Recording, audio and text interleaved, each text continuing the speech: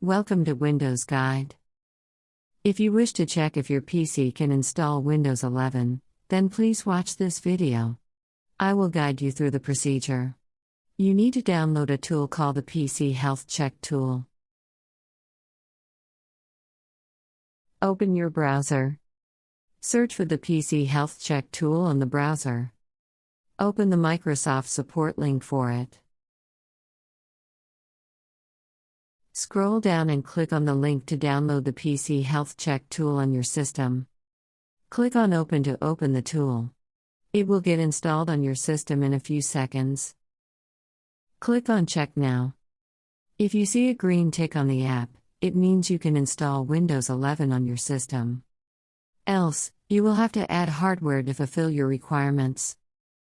Was this helpful? If yes, then please comment and let us know. Also, feel free to subscribe to the channel.